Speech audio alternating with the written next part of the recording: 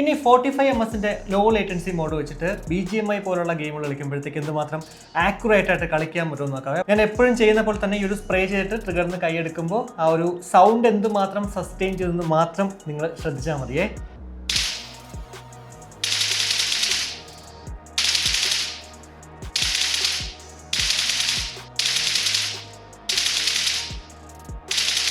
അത്യാവശ്യം കുഴപ്പമില്ലാത്ത രീതിക്ക് ഒരു ഔട്ട്പുട്ട് എന്തായാലും സ്പ്രേ ചെയ്യുന്ന സമയത്ത് കിട്ടുന്നുണ്ട്. ഇനി നമുക്ക് സിംഗിൾ ടാപ്പ് ഒന്ന് നോക്കാം. പക്കയാണ് കേട്ടോ, കണ്ടോ? ജസ്റ്റ് ഒന്നുകൂടെ സ്പ്രേ ചെയ്യാം.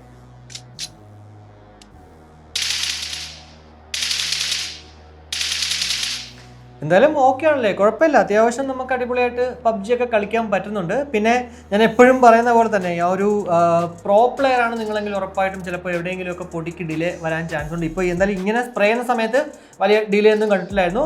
പക്ഷേ എപ്പോഴെങ്കിലുമൊക്കെ അങ്ങനെ ഡിലേ വരാൻ ചാൻസ് ഉണ്ട്. കാരണം ഞാൻ പണ്ടൊക്കെ ഇതുപോലെ ബ്ലൂടൂത്ത് ഡിവൈസ് വെച്ച് കളിക്കുന്ന സമയത്ത് എനിക്ക് അങ്ങനെ ഫീൽ ചെയ്തിട്ടുണ്ടായിരുന്നു. പക്ഷേ ഞാൻ ഇപ്പോൾ അങ്ങനെ PUBG കളിക്കാറില്ല. പിന്നെ ഇതുപോലെ ഏതെങ്കിലുമൊക്കെ പ്രോഡക്റ്റ് കിട്ടുമ്പോഴത്തേക്ക് ജസ്റ്റ് ചെക്ക് ചെയ്യാൻ വേണ്ടി മാത്രമാണ് നമ്മൾ ആ ഒരു BGMI ഓപ്പൺ ആക്കുന്നത്.